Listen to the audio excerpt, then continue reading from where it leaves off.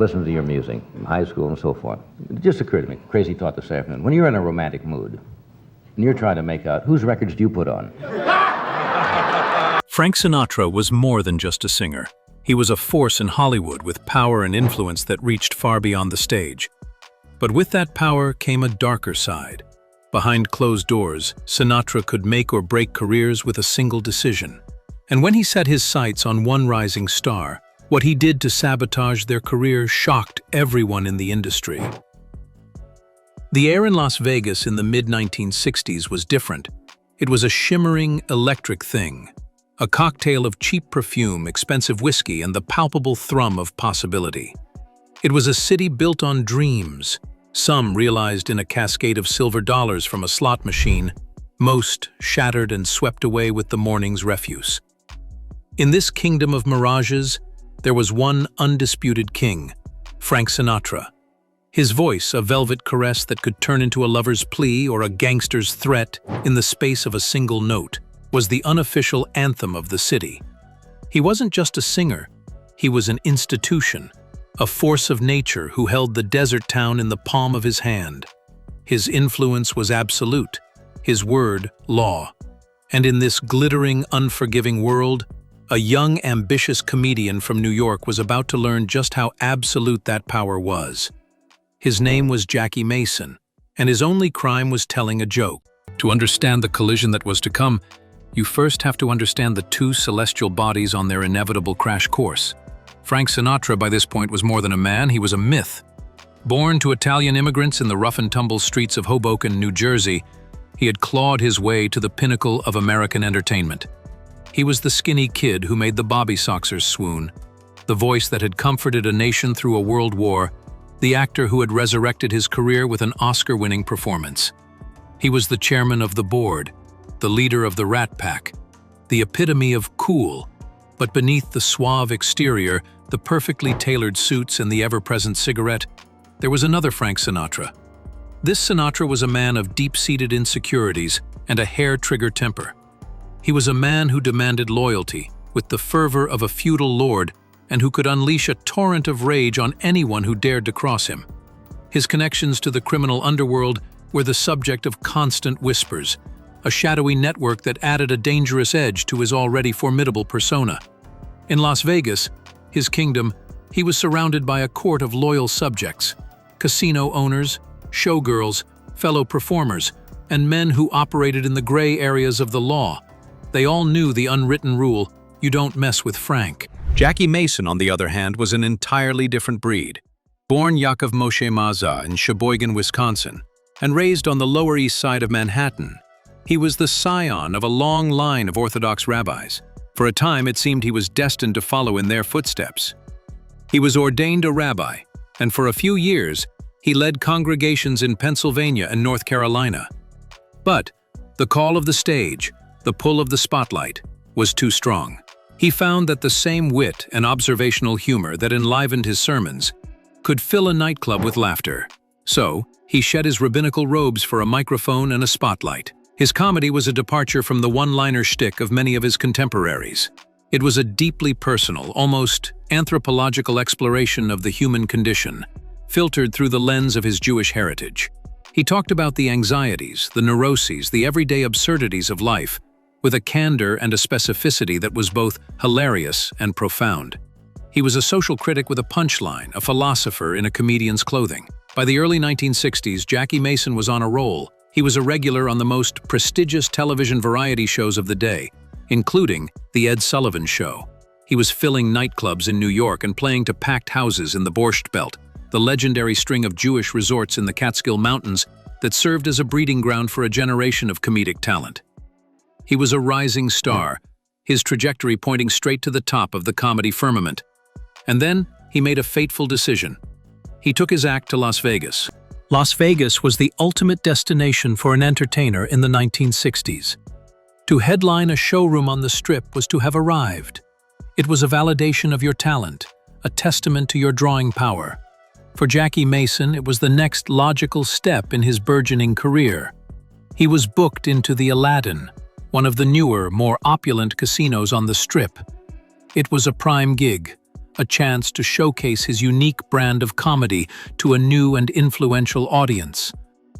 But Las Vegas was Sinatra's town, and Jackie Mason's comedy was built on a foundation of irreverence. He spared no one his sharp-witted observations, not even the most powerful figures in the land. And in the world of Jackie Mason's comedy, Frank Sinatra, with his high-profile marriage to the much younger Mia Farrow, was a target too tempting to resist. The jokes were classic Mason, sharp, insightful, and devastatingly funny. He would paint a picture of domestic life for the celebrity couple, a portrait of May-December romance that was as hilarious as it was unflattering. "Frank soaks his dentures and Mia brushes her braces," he would quip, his voice a perfect imitation of a gossipy neighbor. "Then she takes off her roller skates and puts them next to his cane. He peels off his toupee and she unbraids her hair." The audiences in Las Vegas howled with laughter. They had never heard anything like it.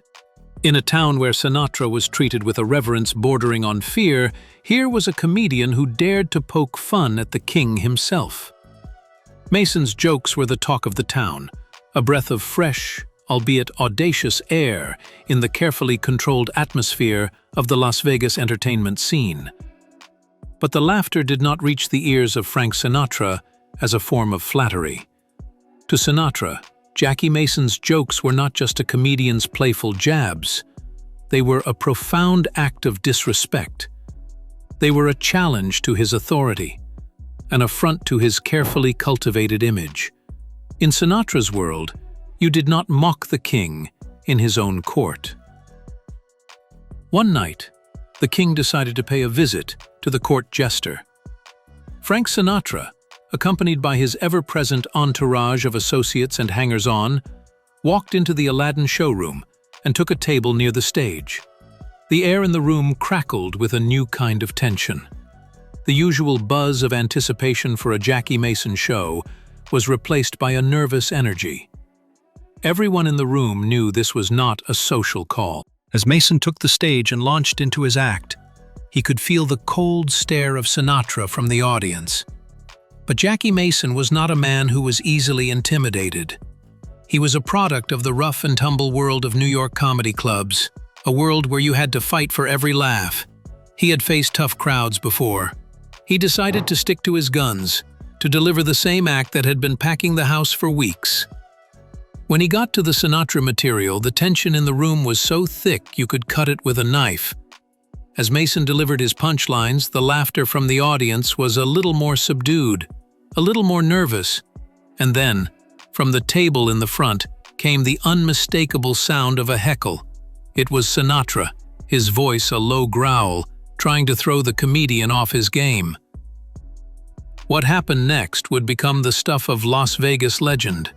Instead of backing down, instead of apologizing or changing the subject, Jackie Mason turned his comedic cannons on Sinatra himself.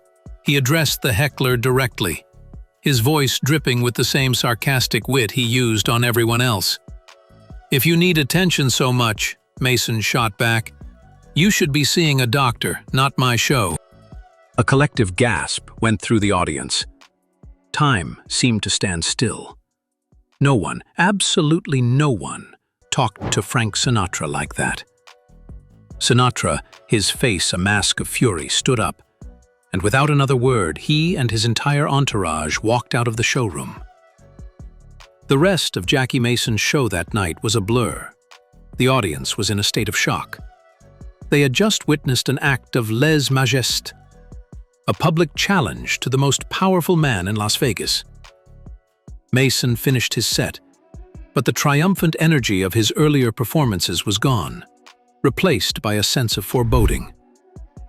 The fallout was swift and brutal. The next day, Jackie Mason received a phone call in his hotel room. The voice on the other end of the line was cold and menacing. The message was simple: stop with the Sinatra jokes, or else. Mason, ever the defiant one, told the caller where he could go and hung up the phone. He was a comedian, and a comedian's job was to tell the truth as he saw it, to poke fun at the powerful and the pretentious. He wasn't going to let some anonymous thug tell him what he could and couldn't say on stage. That was never his style. Jackie Mason came from a long tradition of Jewish comedians who believed that humor was not just entertainment. It was a weapon against hypocrisy, arrogance, and unchecked authority.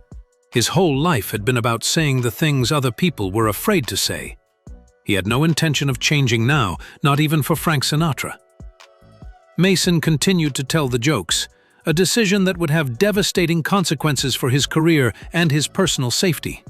For a few days, he managed to convince himself it was just bluster, Hollywood tough talk from someone with an inflated sense of self-importance, but that illusion was shattered quickly. A few nights later, the threats escalated from verbal to physical. As Mason was relaxing in his hotel room at the Aladdin, he was startled by a series of loud bangs. He looked up to see that the glass door to his patio had been shattered. 3 bullets had been fired into his room. Now, the fear was real. This was no longer about a battle of wits with a thin-skinned celebrity. This was a clear and present danger to his life. Mason knew immediately what this meant. Someone wasn't playing games anymore. He went to the Las Vegas police, hoping for protection or at least an investigation. But his complaint was met with a chilling indifference. In a city where Frank Sinatra's influence permeated every level of society, from the casinos to the corridors of power, a complaint against the king was not something that was taken seriously. In a darkly ironic twist, the police treated Mason not as a victim, but as a suspect, even suggesting he take a lie detector test. "I knew that Sinatra owned Las Vegas," Mason would later recall, "when the detectives there made me the prime suspect." Even in the face of this blatant intimidation, Jackie Mason tried to make light of the situation. It was his nature. Humor was both his shield and his sword. He added a new line to his act. "I have no idea who it was who tried to shoot me. After the shots were fired, all I heard was someone singing, 'Doobie Doobie Doo,' a reference to Sinatra's then-current hit, 'Strangers in the Night.'" The line got laughs, but behind the laughter was a gnawing fear. Mason knew he was dancing on the edge of a knife, but he couldn't help himself. Comedy wasn't just his job, it was who he was. Unfortunately, the forces arrayed against him were not to be trifled with. The campaign of terror against Jackie Mason was far from over. A few months later, in February of 1967, the threats took an even more brutal turn. As Mason was sitting in a car, the door was suddenly yanked open. Before he could react, he was dragged out and viciously beaten by 2 men. They wore brass knuckles, and they were brutally efficient. They shattered his nose and his cheekbones, leaving him a bloody and broken mess on the pavement. Their parting words were a chilling reminder of the source of their ire. "Stop the Sinatra jokes." This time, the message was received loud and clear. A broken nose and a shattered jaw have a way of focusing the mind. The physical pain was immense, but the psychological toll was even greater. Jackie Mason, the fearless comedian who had taken on the king in his own castle, was now a man living in fear. Every corner, every shadow, every unexpected knock at the door became a potential threat. The assault had its desired effect. The word went out through the close-knit world of Las Vegas entertainment. Jackie Mason was persona non grata. His contract at the Aladdin was terminated. No other casino on the Strip would touch him. The doors that had once swung open for the rising star of comedy were now slammed shut in his face. In a matter of months, Jackie Mason had gone from being the toast of the town to a pariah. But the Vegas blackout was just the beginning. They reached into the heart of Hollywood, into the executive suites of television networks and movie studios. The message was clear: do business with Jackie Mason at your own peril. Television producers who had once eagerly booked Mason suddenly stopped returning his calls. Variety show invitations vanished. The television appearances that had been the lifeblood of his early career dried up. The lucrative nightclub gigs that had made him a star disappeared. He was quietly but effectively blacklisted. For the next 2 decades, Jackie Mason found himself relegated to the wilderness of the entertainment industry. He was forced to play small clubs in out-of-the-way towns, to audiences who barely knew his name. He performed in Catskills resorts and tiny lounges in Miami Beach, his once bright star dimmed to a faint glow. The man who had once been on the cusp of superstardom was now a footnote, a cautionary tale about the dangers of speaking truth to power, especially when that power was Frank Sinatra. During those long years in the wilderness, Jackie Mason had a lot of time to think. He had to grapple with the bitter reality of his situation. He had been punished not for a lack of talent, but for an excess of courage. He had been blacklisted not for what he had done wrong, but for what he had done right. He had been a comedian who had dared to be a truth-teller in a town built on illusions. There were moments of bitterness. He saw other comedians, many of whom he considered less talented, become household names. He watched as Las Vegas continued to glorify the Rat Pack, turning Sinatra and his friends into mythic figures while he sat on the sidelines, nursing his wounds, literally and figuratively. And yet, Jackie Mason was a survivor. He had the resilience of a man who had been through the crucible and emerged, if not unscathed, then at least unbroken. He never lost his comedic voice, his unique perspective on the world. He continued to hone his craft in the small, forgotten corners of the entertainment world, waiting for his moment, waiting for the tide to turn. He watched the culture change slowly, year after year. By the late 1970s and early 1980s, the landscape of American entertainment had begun to shift. The old power structures were beginning to crumble. Sinatra was still a legend, but his iron grip on the industry had loosened. A new generation of comedians had come to the fore, comedians who were more irreverent, more political, and more willing to poke the bear. Many of them, consciously or not, had taken a page from Jackie Mason's book. Stand-up comedy was evolving. The comedy club scene exploded, and with it came a hunger for new, edgier voices. Audiences were growing tired of safe, sanitized humor. They wanted honesty, they wanted rawness, they wanted someone who could say the things they were thinking, but were too afraid to voice. And so, Jackie Mason found a way back. In the mid-1980s, Mason took a gamble. He put together a one-man show called The World According to Me. It was a mix of stand-up comedy, social commentary, and biting observations on life, politics, religion, and human nature. Mason financed much of it himself, betting on his own talent after decades in exile. He performed it first in small theaters, working out the material, fine-tuning the act. Slowly but surely, word of mouth spread. Audiences loved it. The critics, surprisingly, did too. In 1986, The World According to Me opened on Broadway. It became an unexpected smash hit. Mason won a special Tony Award, an Outer Critics Circle Award, an Ace Award, and an Emmy. After years of being blacklisted, ignored, and forced to play the fringes, he was suddenly back in the center of the cultural conversation. And this time, he was unstoppable.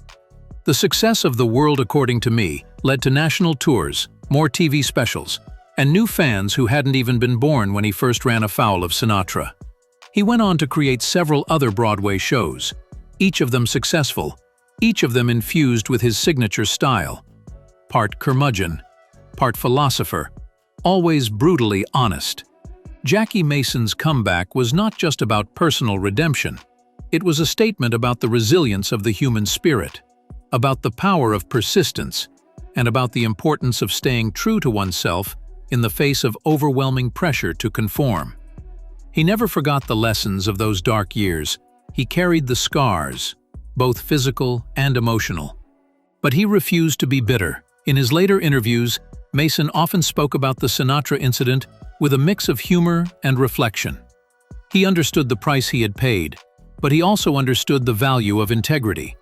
"I did what I thought was right," he would say, "and if I had to do it all over again, I'd probably still tell the joke." In the end, Jackie Mason's story wasn't just about comedy or celebrity feuds. It was about the battle between power and truth, between intimidation and courage. It was about a man who refused to be silenced, even when the cost was almost everything he had. Jackie Mason died in 2021, but his legacy lives on, not just in the jokes, but in the example he set. He stood up to the most powerful man in show business and took the punches, both literal and figurative. And somehow, against all odds, he got back up. For comedians and truth-tellers everywhere, that might be his greatest punchline of all. In 1986, more than 2 decades after his exile from the mainstream, Jackie Mason made a triumphant return to the national stage. He opened a one-man show on Broadway called The World According to Me. It was a tour de force, a distillation of everything he had learned and observed during his long years in the wilderness. The show was a smash hit, earning him a Tony Award and re-establishing him as one of the most important comedic voices of his generation. Jackie Mason was back, his career resurrected from the ashes of the Las Vegas Inferno. He would go on to have a long and successful career, with more Broadway shows, television specials, and sold-out concert appearances around the world. He had outlasted his enemies, his talent, and his tenacity, ultimately triumphing over the forces that had tried to silence him. But the scars of his encounter with Frank Sinatra remained. He would often speak of the incident in his later years, the dark humor of his recollections tinged with a palpable sense of the trauma he had endured. He even managed to get in one last defiant joke at Sinatra's expense. After his face had been wired back together following the brutal assault, he added a new line to his act. "Frank Sinatra saved my life one night," he would deadpan. He said, "Boys, that's enough." The story of Frank Sinatra and Jackie Mason is more than just a tale of a feud between two celebrities. It is a story about the nature of power and the courage it takes to speak truth to it. It is a story about the dark side of the American dream, a world where fame and influence can be wielded as weapons, where a man's career can be destroyed with a whisper and a phone call. Frank Sinatra was a titan of American culture, a man whose artistic legacy is undeniable. But his treatment of Jackie Mason reveals a darker, more troubling side of his character. It is a reminder that the same man who could melt hearts with a ballad could also, it is alleged, order a campaign of terror against a man whose only crime was telling a joke. Jackie Mason, in the end, had the last laugh. He not only survived the attempt to destroy his career, but he emerged from the experience with his integrity and his comedic voice intact. He became a symbol of artistic courage, a testament to the power of laughter to triumph over even the most formidable of foes. His story is a powerful reminder that in the eternal struggle between the powerful and the powerless, sometimes, just sometimes, the jester gets to be the king. The glittering world of mid-century Las Vegas, with its showgirls and high rollers, its mobsters and movie stars, may be a thing of the past, but the lessons of the confrontation between the chairman of the board and the rabbi-turned-comedian still resonate today. It is a story that reminds us to be wary of those who demand our unquestioning loyalty, to be suspicious of those who cannot tolerate a dissenting voice, and to celebrate those who have the courage to speak their minds, no matter the cost. For in the end, it is not the powerful who define our culture, but the truth-tellers, the artists, the comedians who dare to hold a mirror up to the world and show us who we really are, warts and all. And in that, Jackie Mason was a true giant. He looked the king in the eye and refused to blink, and for that, he paid a heavy price, but he also earned his place in the pantheon of comedy legends. He was the man who told a joke that shook a kingdom, and in doing so, he became a legend in his own right. The shock was not just that Frank Sinatra would go to such lengths to silence a critic, but that a rising star, with everything to lose, would have the sheer audacity to stand his ground. And that, in the end, is a story worth telling. Frank Sinatra's actions remind us that fame often comes with unseen battles and silent struggles. His decision to destroy a rising star's career is a cautionary tale about the dangers of power in the entertainment world, and how even the brightest talents can be dimmed by those who control the spotlight.